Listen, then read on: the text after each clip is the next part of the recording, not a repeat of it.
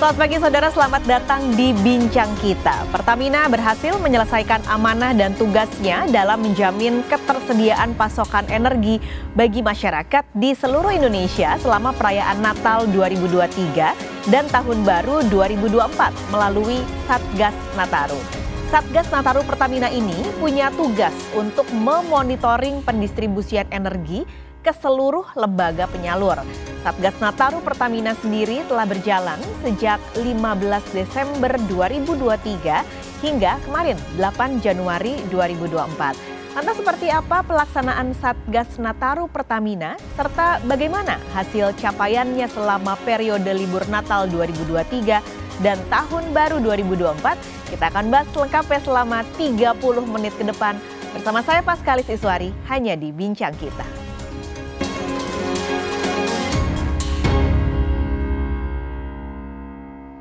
Untuk membahasnya lebih detail, kami sudah kedatangan narasumber Rifa Siahaan, Direktur Utama PT Pertamina Patra Niaga. Pak Rifa, selamat pagi. Selamat pagi Mbak Paskalis. Sudah selesai akhirnya ya Pak? Sudah. Kemarin 8 Januari. 8 Januari betul, dari tanggal 15 Desember kemarin. Oke, berarti boleh mungkin direview dikit Pak, selama pelaksanaan Satgas Pertamina ini. Apa saja sih yang Pertamina Patra Niaga siapkan selama periode tersebut Pak? Baik Mbak Paskalis, pertama-tama izinkan saya mewakili Pertamina Patra Niaga mengucapkan selamat tahun baru untuk semua masyarakat. Semoga tahun 2024 ini menjadi tahun yang baik dan penuh berkat untuk kita semua. Dan di kesempatan baik ini juga izinkan saya mengucapkan terima kasih kepada semua pihak yang terus mensupport Pertamina dan Pertamina Patra Niaga di dalam pelaksanaan Satgas Nataru 2023-2024 kemarin. Terutama dari bapak-bapak di aparat, bapak ibu di aparat baik kepolisian maupun TNI dan juga kementerian-kementerian terkait serta juga BUMN-BUMN yang bekerja sama dengan Pertamina di dalam mensukseskan Satgas Nataru 2023-2024 kemarin. Mungkin kalau terkait dengan apa-apa saja yang dilakukan oleh Pertamina, karena Pertamina dan Pertamina Patra Niaga yang diberikan penugasan untuk melaksanakan Satgas Nataru ini, kita sudah memiliki prosedur Mbak. Jadi pada saat akan memasuki masa Satgas, baik itu Nataru ataupun nanti Rafi atau Satgas-Satgas lainnya, kita memiliki 8 langkah prosedur yang memang harus kita laksanakan dan harus dilakukan early atau jauh-jauh hari sebelum periode tersebut. Di mana 8 langkah tersebut, yang pertama di 3 awal itu kita fokus kepada apa yang memang menjadi bagian dari kontrol kita. Jadi yang pertama kita melakukan penebalan stok-stok BBM ataupun LPG. Tidak hanya di terminal BBM yang dikelola oleh Pertamina, tapi juga di garis terdepannya. Kalau misalnya kita bicara di garis terdepan, berarti kan kita bicara SPBU dan juga Pertashop. Ya. Lalu juga di agen dan juga penyalur-penyalur LPG. Nah, itu kita lakukan penebalan stok dengan tambahan mungkin sekitar 14 sampai 76 hari. Stoknya kita lihat karena ada yang penugasan atau subsidi, ada juga yang non-subsidi. Lalu yang kedua, setelah kita melakukan penebalan stok, kita juga meningkatkan dan juga mempersiapkan fasilitas-fasilitas yang kaitannya untuk suplai dan distribusi. Jadi kita menambahkan lebih kurang 200 armada truk tangki yang kita persiapkan tujuannya kalau memang terjadi kondisi-kondisi anomali, maka kita sudah siap dengan fasilitas-fasilitas tambahan tersebut. Dan masih ke dalam prosedur yang kedua, kita juga berkoordinasi dan bekerja sama dengan fungsi keuangan yang ada di Pertamina untuk membuka yang kita sebut namanya LO kredit. Memang sebutannya adalah kredit, tapi sebenarnya ini adalah penundaan pembayaran yang merupakan antisipasi kami kalau sampai terjadi situasi anomali. Contohnya ada bencana gempa bumi sehingga misalnya tidak bisa dilakukan penyetoran atau mungkin secara sistem misalnya satelit mati kita nggak bisa melakukan penyetoran. Nah akhirnya kita buka LO kredit itu supaya penyaluran dan juga pelayanan kepada masyarakat itu tidak terkendala. Yang ketiga, kita melakukan koordinasi di fungsi internal seluruh Pertamina Group. Karena kan Pertamina Group seperti kita ketahui bersama saat ini sudah terdiri dari 6 subholding. Jadi ada yang bergerak di bidang logistik, ada yang bergerak di bidang produksi yaitu di kilang atau refinery, dan juga kami yang sebagai etalase atau garda terdepannya. Jadi ini kita melakukan koordinasi termasuk juga dari holdingnya Pertamina itu sendiri. Karena di holdingnya Pertamina itu ada direktorat yang namanya logistik dan infrastruktur. Jadi LI ini tujuannya adalah menjadi integrator yang melihat sebenarnya kebutuhannya berapa sehingga harus disiapkan armada berapa, lalu juga kita harus siapkan produksinya berapa, kita juga harus menyiapkan di TBBM-nya seperti apa. Nah itu 3 hal yang memang menjadi bagian dari kontrol kita. Lalu kita bergerak keluar yang kaitannya dengan eksternal, di mana untuk yang eksternal ini tentu saja kita berkoordinasi dengan pihak perbankan. Perbankan ini menjadi penting karena apa? Karena pada saat dilakukan penyetoran atau pembayaran-pembayaran dari fasilitas-fasilitas terdepan kita di hari libur, ini teman-teman di perbankan juga ready, juga standby. Nah ini yang kita lakukan. Lalu berikutnya setelah kita berkoordinasi dengan perbankan, ada juga layanan-layanan khusus yang kita siapkan.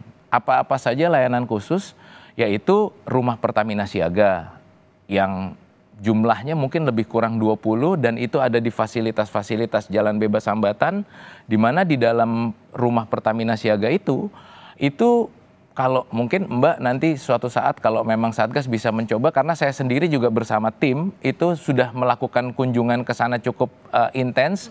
Jadi di situ ada fasilitas bermain anak-anak, lalu fasilitas pemeriksaan kesehatan, juga fasilitas istirahat, ganti oli juga bisa di situ, termasuk juga ada kursi pijatnya. Jadi kalau misalnya memang ada pengemudi yang lebih kurang mungkin capek lah kita bahasanya, itu bisa beristirahat di situ. Nah ini kita siapkan.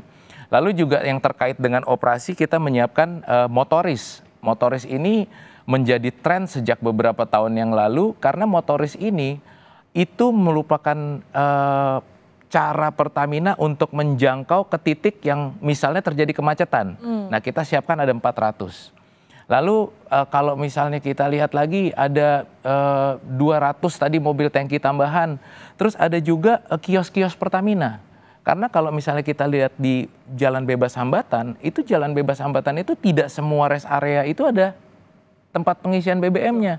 Kita siapkan kios Pertamina termasuk juga produk-produk yang bisa dibeli dalam kemasan.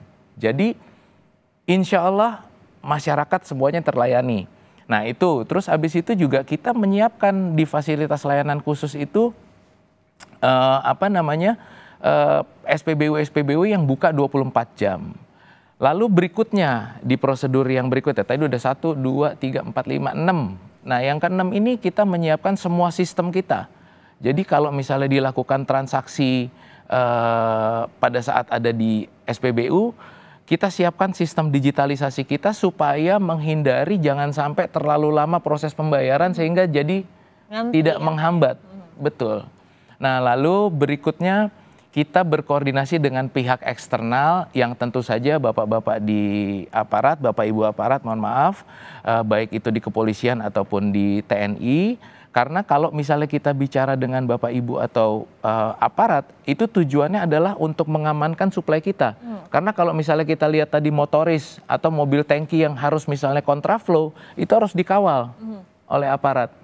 Nah ini juga penting. Lalu kita kembali lagi berkoordinasi dengan mungkin BUMN lain seperti Telkom, nah ini juga penting.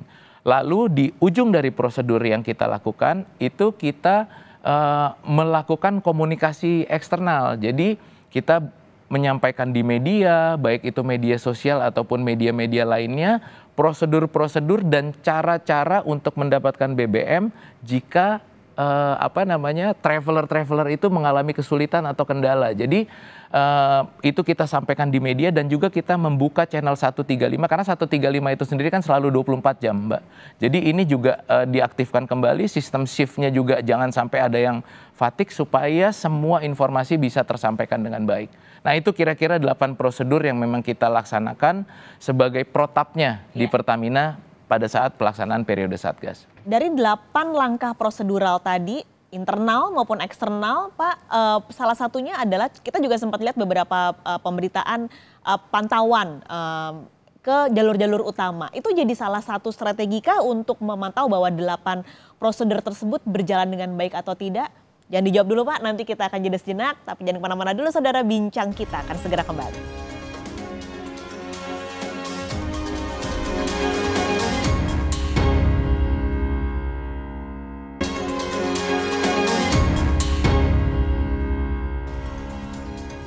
Bincang kita pagi ini masih bersama Direktur Utama PT Pertamina Patraniaga, Rifa Siahaan. Pak Rifa, kita lanjutkan lagi. Tadi sampai pertanyaan pada pemantauan terus dilakukan selama periode Nataru tadi. Apakah dari pantauan tersebut terlihat Pak, memang 8 prosedural tadi berjalan dengan baik dan efektif, dan dari pantauan-pantauan tersebut terlihatkah Pak misalnya konsumsi BBM yang paling tinggi apa, lalu juga apakah proyeksi yang dilakukan sebelumnya ini kebutuhan energinya sesuai atau tidak? Oh baik, terima kasih. Jadi terkait dengan pantauan ataupun visit ke daerah-daerah tempat pelayanan memang itu rutin dilakukan khususnya di periode Satgas. Baik itu Nataru ataupun Satgas-Satgas lainnya. Tapi kalau misalnya kita bicara Nataru kemarin, betul.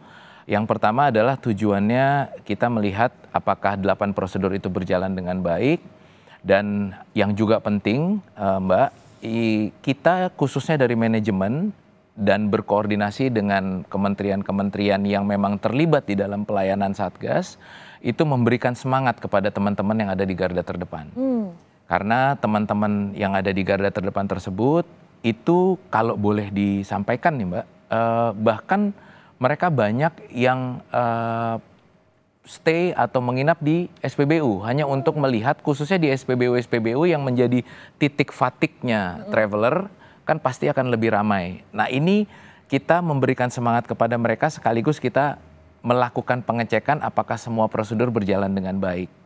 Lalu kalau misalnya kita bicara nominal atau angka yang terjadi, memang prior to masa Satgas, itu kita kan melakukan koordinasi dengan Kementerian Perhubungan. Jadi dari data survei yang dilakukan Kementerian Perhubungan, itu yang menjadi salah satu dasar atau acuan kita di dalam mempersiapkan stok tadi yang saya sampaikan di awal. Karena memang khusus untuk 2023-2024 ini, dari survei tersebut diprediksi ada lonjakan traveler itu hingga 43% lebih banyak dibandingkan tahun lalu. Oke. Dan jumlahnya itu mencapai lebih kurang 107 juta pengguna fasilitas transport. Dari 107 itu ada sekitar 87 juta yang memang menggunakan alat transportasi udara, darat. Lalu ada sekitar 13% itu yang 13 yang menggunakan laut. Lalu sisanya itu ya mix lah. Nah jadi rasanya kalau kita lihat dari akhir masa Satgas kemarin, dari pantauan kami, apa yang memang kita persiapkan itu cukup sesuai. Oke. Dimana untuk gasolin sendiri atau bensin itu kan ada lonjakan dibandingkan kondisi normal itu sekitar lebih kurang 4,7%. Sementara kalau misalnya kita bicara gasoil itu mungkin agak stagnan dibandingkan kondisi normal karena memang industri mengalami penurunan dan juga alat-alat angkut berat yang biasanya memang menggunakan jalan bebas hambatan ini kan kebetulan tidak diizinkan untuk melakukan aktivitas di periode tersebut. Dan untuk LPG sendiri rumah tangga itu mengalami peningkatan atau ada peningkatan sekitar 0,2%. Dan untuk LPG yang non subsidi yang di luar daripada 3 kilo itu malah justru meningkat cukup tajam, ada di sekitar 6,8%. Dan semua angka-angka tersebut yang kita lihat kemarin dan juga kita coba finalkan sebelum penutupan Satgas di 8 Januari kemarin itu rasanya cukup sesuai dengan prediksi yang memang kita tetapkan atau yang kita jadikan acuan di awal periode Satgas. Tapi ini salah satu tadi yang dari Pak Rifa udah cerita dari 8 langkah itu ada langkah untuk mitigasi ketika terjadi force major. Akhir tahun kemarin ada bencana ya Pak di Jawa Barat. Selain itu juga tentu kalau kita bicara liburan ada penumpukan-penumpukan di jalur-jalur wisata. Nah Pak Rifa boleh cerita ini mitigasi yang dilakukan untuk hal-hal tersebut apa saja Pak? Mitigasi yang dilakukan khususnya untuk daerah-daerah bencana itu tadi seperti yang saya sampaikan di awal, seperti fasilitas pembayaran sehingga tidak menghambat. Lalu kita membuka LO yang penundaan pembayaran dan itu juga berguna di periode-periode Satgas khususnya pada saat terjadi sesuatu.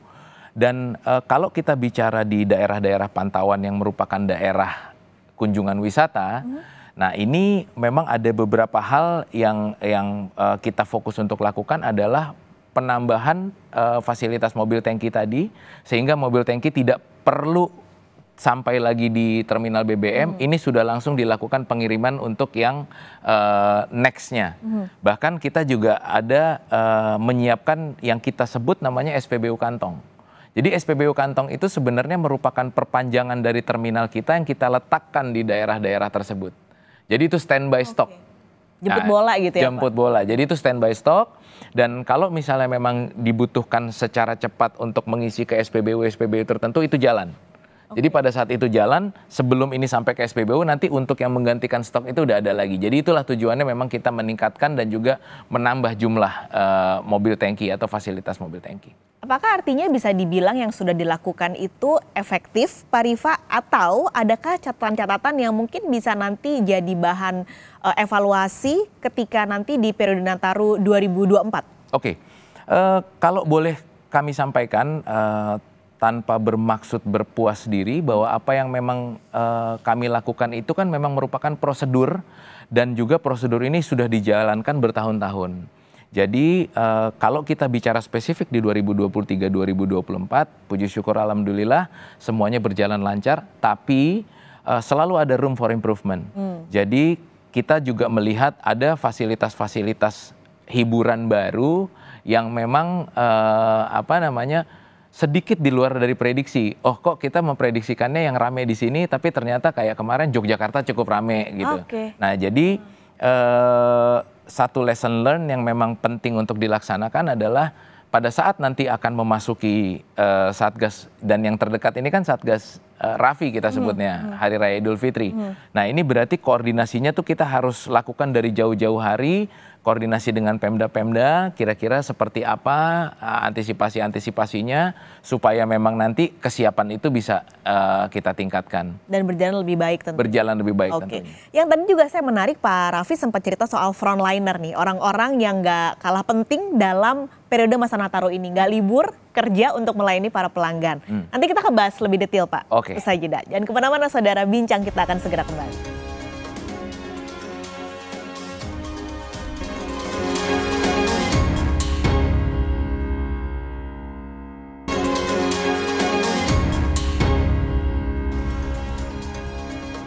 Bincang kita masih akan melanjutkan obrolan membahas menjaga energi mengalir. Satgas Pertamina sukses jaga pasokan saat Nataru bersama Dirut Pertamina Patraniaga Rifa Siahaan. Pak Rifa, tadi Pak Rifa sempat cerita soal frontliner, mereka yang menjaga SPBU, operator tangki, lalu juga ada operator pengisian kapal.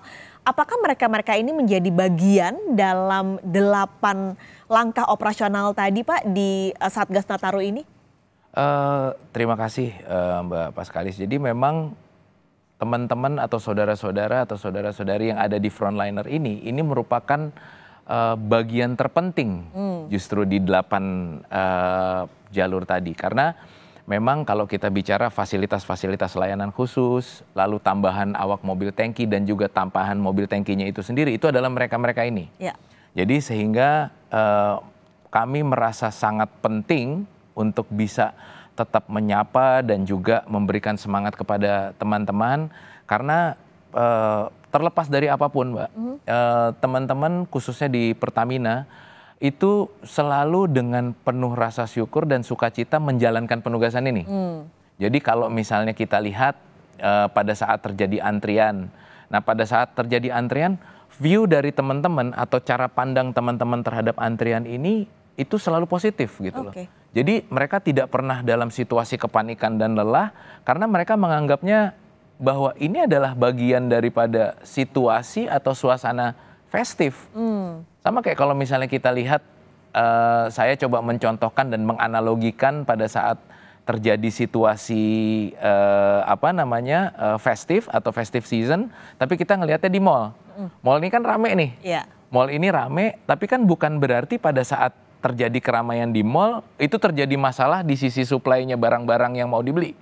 Jadi teman-teman itu kayak yang ada di garda terdepan tidak hanya di operator-operatornya, tapi juga termasuk di tim-tim salesnya Pertamina ini selalu dengan penuh sukacita dan ya puji syukur alhamdulillahnya keluarganya memahami semuanya. Jadi karena mereka ini kan tidak pernah ada di rumah pada saat liburan. Dan buat mereka itu jadi sesuatu yang menyenangkan karena terkadang apalagi kalau misalnya untuk yang bapak atau ibunya bekerja dan mengawal di SPBU, kadang-kadang Mbak ada keluarganya yang memang ikut. Jadi nunggu di Bright gitu ngelihat. Jadi sebenarnya kita melakukan itu dengan penuh keriaan, sukacita karena memang bagaimana caranya kita menyambut dan melayani dengan penuh kegembiraan. Karena kalau misalnya nanti melayaninya suntuk, nanti jatuhnya jadinya suntuk. Nah, jadi ini sebenarnya yang paling penting dan kita menjaga itu juga tentu saja terlepas dari masalah yang pelayanan, teman-teman yang juga ngontrol di lokasi operasi itu juga melihat jangan sampai ada pelanggaran-pelanggaran dan jangan sampai ada hal-hal yang memang di luar daripada prosedur yang sudah biasa dilakukan di Pertamina. Jadi kembali ke pertanyaan tadi Bapak Skalis bahwa memang teman-teman atau saudara-saudari yang ada di frontliner itu adalah garda terpenting karena memang mereka yang berhubungan langsung dengan masyarakat. Terakhir berarti pertanyaannya Pak, kalau sudah Pak Rifat tadi cerita dari awal sampai akhir pelaksanaan dari periode Nataru 2024 ini, tantangannya apa sih Pak yang terbesar selama pelaksanaan dan mungkin juga bisa jadi catatan kembali untuk periode Hari Raya Idul Fitri yang mungkin tinggal 2 bulan lagi Pak? Baik, yang paling penting menurut saya mungkin tidak melihat ini sebagai tantangan, tapi juga room for improvement adalah komunikasi kami dengan teman-teman khususnya di media.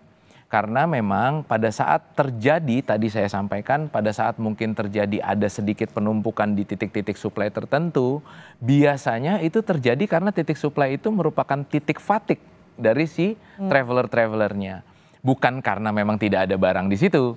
Nah, yang perlu nanti kita juga tingkatkan di Satgas Rafi khususnya yang paling dekat itu adalah komunikasi publik yang kita lakukan melalui media. Jadi jangan sampai kalau misalnya ada kesalahan informasi yang ditangkap oleh masyarakat sehingga timbul kepanikan, baru itu nanti akhirnya jadinya rush. Nah sebenarnya semuanya aman-aman aja. Nah ini yang paling penting dan juga sebenarnya menjadi catatan kami. Tujuannya adalah kami juga nanti tingkatkan availability kami supaya kalau misalnya ada konfirmasi yang dibutuhkan, jadi jangan sampai dikonfirmasi ke orang yang salah. Kalau perlu saya pun membuka hotline supaya kalau misalnya ada pertanyaan atau mungkin ada klarifikasi yang dibutuhkan saya bisa menjawab. Oke. Jadi kita tunggu Pak keberhasilan yang sama di periode Idul Fitri atau mungkin bisa lebih sukses lagi. Amin. Karena tantangannya pasti akan berbeda pada periode tersebut. Ya. Pak Rifat terima kasih sudah berbagi pagi ini di bincang kita di Kompas TV. Sampai ketemu, sehat selalu Pak. Terima kasih Mbak, sama-sama. Saudara, keberadaan Satgas Nataru Pertamina menjadi aspek penting dalam menjaga stabilitas pasokan energi selama periode liburan dan menjamin kenyamanan serta keamanan energi bagi masyarakat Indonesia. Tidak terasa sudah 30 menit kebersamaan kita hari ini. Saatnya saya Paskalis Sesuari pamit undur diri. Terima kasih, sampai jumpa.